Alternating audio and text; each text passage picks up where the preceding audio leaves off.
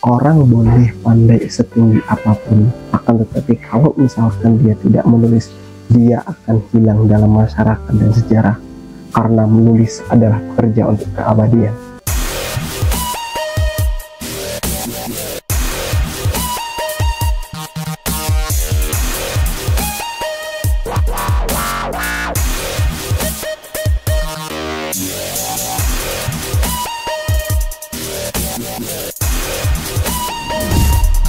Alright, so halo teman-teman semuanya, kembali lagi bersama saya Arifin, tuan rumah dari Ingin Menjadi, untuk mengawali video saya kali ini yang di-take pada tanggal 22 Februari kurang lebih pada pukul 5.30 sampai 5.35 sore. Saya akan mengawali video ini dengan kutipan dari penulis yang menjadi favorit dan idola saya.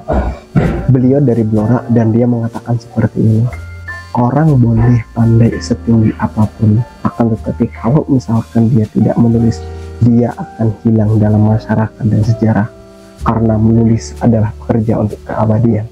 Kurang lebih saya membaca kutipan ini dan membaca karya beliau dalam bukunya Bumi Manusia ataupun Tetralogi Pulau Buru ketika saya masih di bangku kuliah, dan waktu itu saya benar-benar suka membaca, dan pada akhirnya saya mengidolakan kalimat-kalimat yang disampaikan di dalam bukunya oleh Pramudia Anantatur.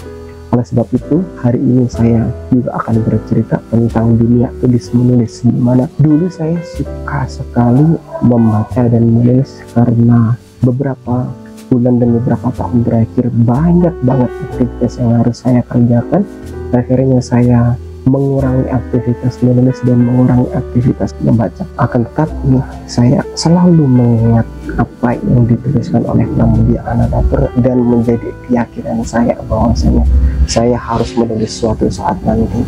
Tujuannya adalah untuk menjadi seorang penulis. Karena saya akan memulai dari setiap aktivitas ataupun pemikiran-pemikiran yang menjadi terkadang kesadaran ketika saya suka melamun, orangnya terkadang tiba-tiba melamun dengan sendirinya.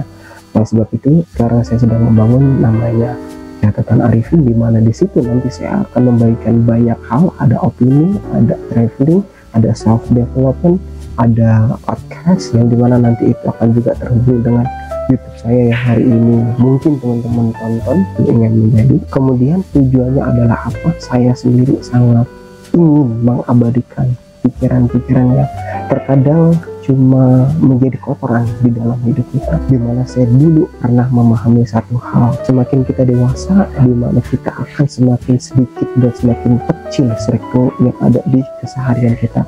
Oleh sebab itu, kita akan menyadari satu hal semuanya, bahwasanya tidak semua orang akan memahami kita, dan terkadang kita butuh tempat untuk curhat. Oleh sebab itu, saya menemukan jawaban yaitu dengan menulis. Sebenarnya adalah dimana kita bisa mencurahkan dan kita bisa curhat tanpa harus malu, tanpa harus terbebani oleh perasaan-perasaan yang kurang enak dengan lawan bicara kita. Kemudian kalau misalkan kita sedang membutuhkan teman, saya memahami satu hal, bahwasanya sebaik-baiknya teman di suatu zaman adalah buku. Oleh sebab itu, ada dua hal yang selalu saya ingin bergaul dan bergelut di setiap keseharian saya, yaitu dengan buku, dan yang kedua adalah dengan menulis. Oleh sebab itu, selamat datang teman-teman, selamat menikmati, dan mohon doanya semoga apa yang akan saya bagikan di dalam tulisan-tulisan saya ini tujuannya adalah yang pertama untuk merilis, melepaskan semua pikiran-pikiran kotor saya yang ada di dalam diri, kemudian untuk menuangkan ide-ide dan inspirasi, untuk menuangkan pemikiran-pemikiran